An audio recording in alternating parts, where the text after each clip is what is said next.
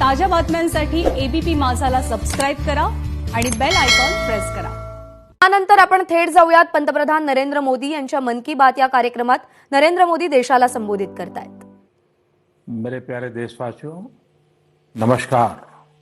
आमतौर पर ये समय उत्सव का होता है, जगह जगह मेले लगते हैं, धार्मिक पूजा पाठ होते हैं। कोरोना के संकट काल में लोगों में उमंग तो है, उत्साह भी है, लेकिन हम सबको मन को छू जाए वैसा अनुशासन भी है।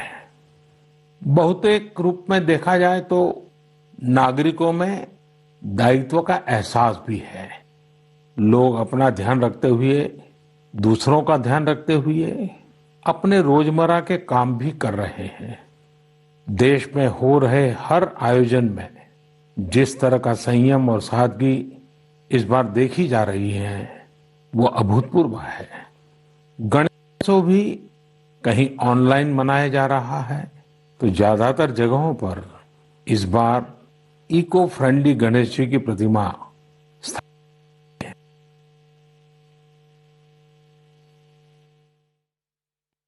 स्थापित की गई है। साथियों, हम बहुत बारीकी से अगर देखेंगे तो एक बात अवश्य हमारे ध्यान में आएगी। हमारे पर्व और पर्यावरण, इन दोनों के बीच एक बहुत गहरा नाता रहा है। जहां एक और हमारे पर्वों में पर्यावरण और प्रकृति के साथ सहजीवन का संदेश छिपा होता है, तो दूसरी ओर कई सारे पर्व प्रकृति की रक्षा के लिए ही मनाए जाते हैं। जैसे बिहार के पश्चिमी चंपारण में सदियों से थारू आदिवासी समाज के लोग 60 घंटे के लॉकडाउन, या उनके ही शब्दों में कहें तो 60 घंटे के बरना का पालन करते हैं। प्रकृति की रक्षा के लिए बरना को थारू समाज ने अपनी परंपरा का हिस्सा बना लिया है और सदियों से बनाया है। इस दौरान न कोई गांव में आता है, न ही कोई अपने घरों से बाहर निकलता है।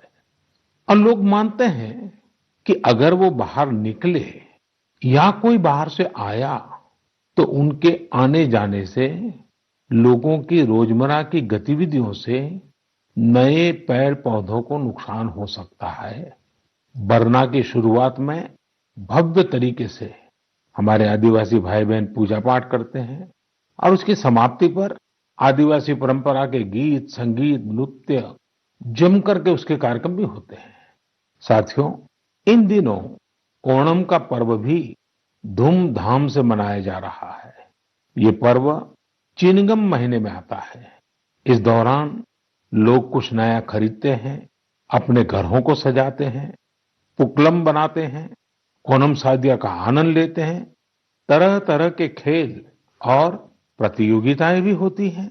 ओणम की धूम तो आज दूर सुदूर विदेशों तक पहुंची हुई है।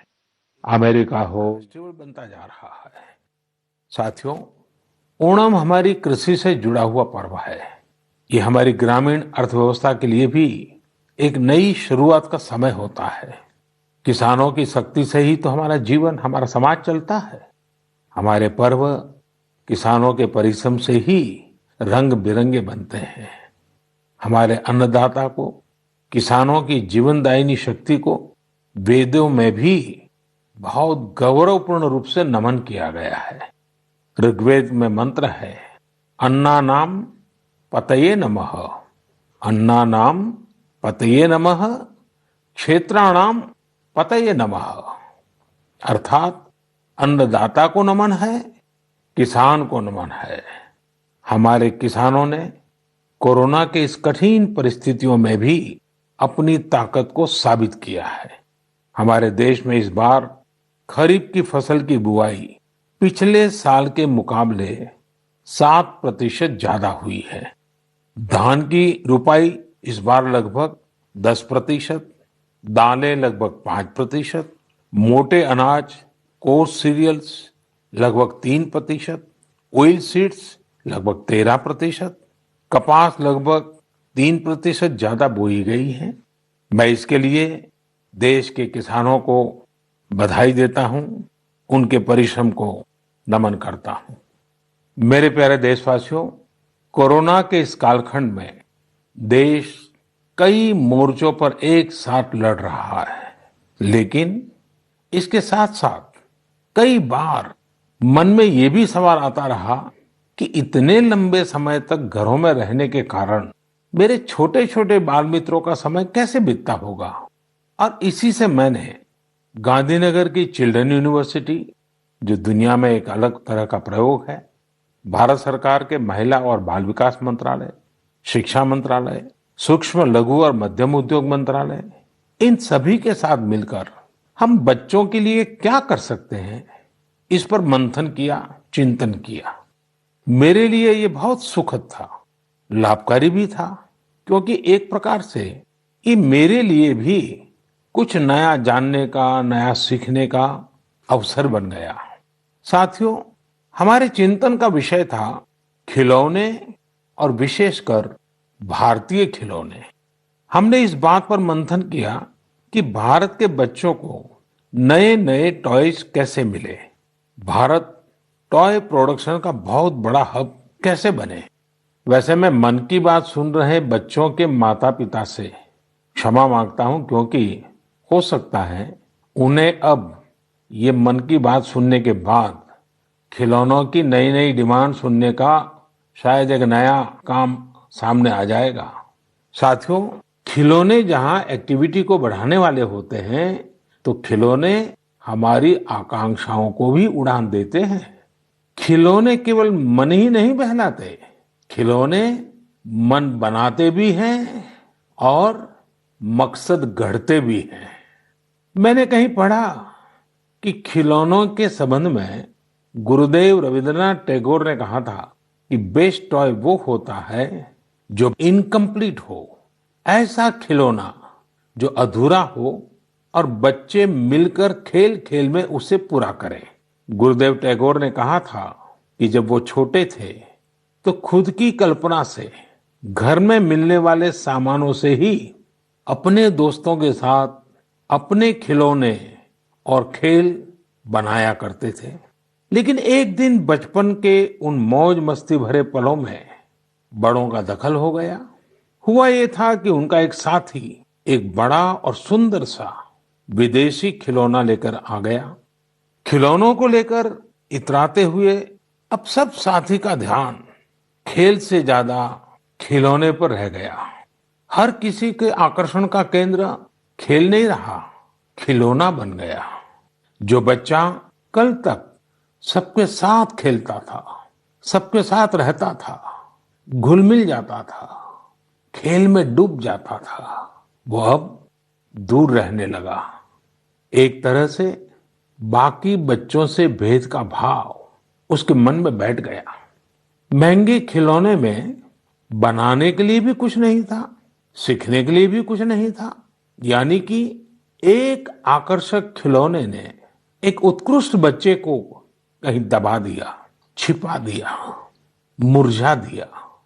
इस खिलौने ने धन का, संपत्ति का, जरा बड़प्पन का प्रदर्शन कर लिया, लेकिन उस बच्चे की क्रिएटिव स्पिरिट को बढ़ने और संवरने से रोक दिया। खिलौना तो आ गया, पर खेल खत्म हो गया और बच्चे का खिलना भी खो गया। इसलिए गुरुदेव कहते थे कि खिलौने ऐसे होने चाहिए जो बच्चे के बचपन को बाहर लाएं, उसकी क्रिएटिविटी को सामने लाएं। बच्चों के जीवन के अलग अलग पहलू पर खिलौनों का जो प्रभाव है, इस पर राष्ट्रीय शिक्षा नीति में भी बहुत ध्यान दिया गया है। खेल खेल में सीखना, खिलौने बनाना सीखना, खिलौने जहां बनते हैं वहां की विजिट करना, इन सबको करिकुलम का हिस्सा बनाया गया है। साथियों, हमारे देश में लोकल खिलौनों की बहुत समृद्ध परंपरा रही है। कई प्रतिभाशाली और कुशल कारीगर हैं जो अच्छे खिलौने बनाने में महारत रखते हैं। भारत के कुछ क्षेत्र टॉय क्लस्टर्स यानी खिलौने के केंद्र के रूप में भी विकसित हो रहे हैं। जैसे कर्नाटक के रामनगरम में चन्नापटना, आंध्र प्रदेश के कृष्णा में कोंडापल्ली, तमिलनाडु में तंजौर, असम में धुबरी, उत्तर प्रदेश का वाराणसी, कई ऐसे स्थान हैं, कई नाम गिना सकते हैं।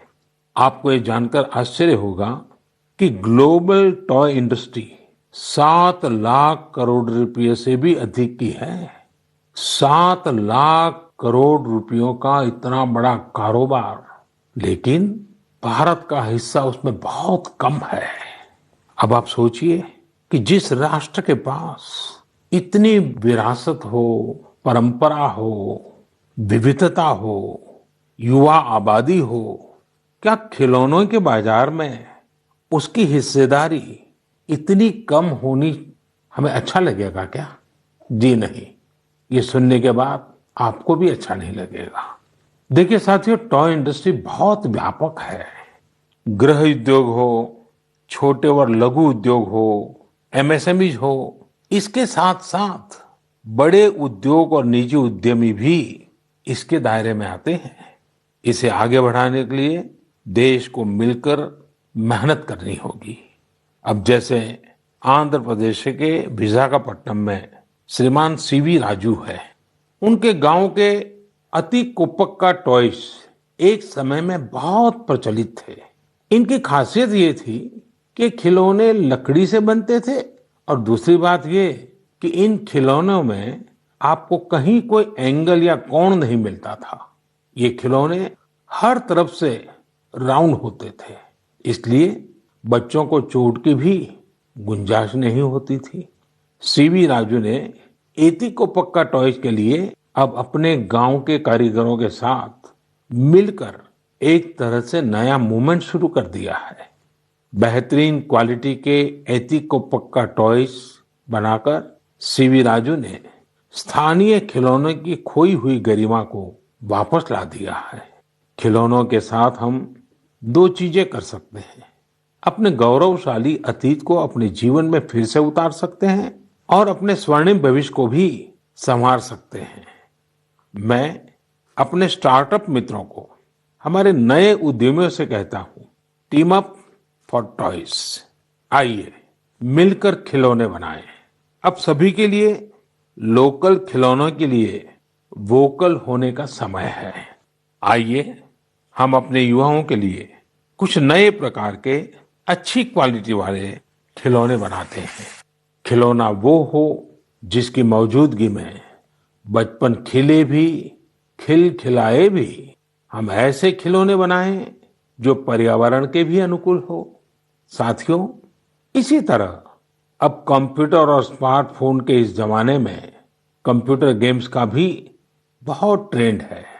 ये गेम्स बच्चे भी खेलते हैं, बड़े भी खेलते हैं, लेकिन इनमें भी जितने गेम्स होते हैं उनकी थीम्स भी अधिकतर बाहर की ही होती है। हमारे देश में इतने आइडियाज हैं, इतने कंसेप्ट्स हैं, बहुत समृद्ध हमारा इतिहास रहा है कि हाँ, हम उन पर गेम्स बना सकते हैं। मैं देश के युवा टैलेंट से कहता हूं, आप भारत में भी गेम्स बनाइए और भारत के भी गेम्स बनाइए। कहा भी जाता है, लेट द गेम्स बिगिन। तो चलो खेल शुरू करते हैं। साथियों, आत्मनिर्भर भारत अभियान में वर्चुअल गेम्स हो, टॉयज का सेक्टर हो, सबने बहुत महत्वपूर्ण भूमिका निभानी है और यह अवसर भी है। जब आज से 100 वर्ष पहले असहयोग आंदोलन शुरू हुआ तो गांधी जी ने लिखा था कि असहयोग आंदोलन देशवासियों में आत्मसम्मान और अपनी शक्ति का बोध कराने का एक प्रयास है। आज जब हम देश को आत्मनिर्भर बनाने का प्रयास कर रहे हैं तो हमें पूरे आत्मविश्वास के साथ आगे बढ़ना है। हर क्षेत्र में देश को आत्मनिर्भर बनाना है। असहयोग आंदोलन के रूप में जो बीज बोया गया था उसे अब आत्मनिर्भर भारत के वटवृक्ष में परिवर्तित करना हम सबका दायित्व है। मेरे प्यारे देशवासियों, भारतीयों के इनोवेशन और सॉल्यूशन देने की क्षमता का लोहा हर कोई मानता है और जब समर्पण भाव हो, संवेदना हो, तो ये शक्ति असीम बन जाती है। इस महीने की शुरुआत में देश के युवाओं के सामने एक ऐप इनोवेशन चैलेंज रखा गया। इस आत्मनिर्भर भारत ऐप इनोवेशन चैलेंज में हमारे युवाओं ने बढ़ चढ़कर के हिस्सा लिया। करीब 7,000 एंट्रीज आई। उसमें भी करीब करीब 2/3 ऐप्स टियर 2 और टियर 3 शहरों के युवाओं ने बनाए हैं। ये आत्मनिर्भर भारत के लिए, देश के भविष्य के लिए बहुत शुभ संकेत है।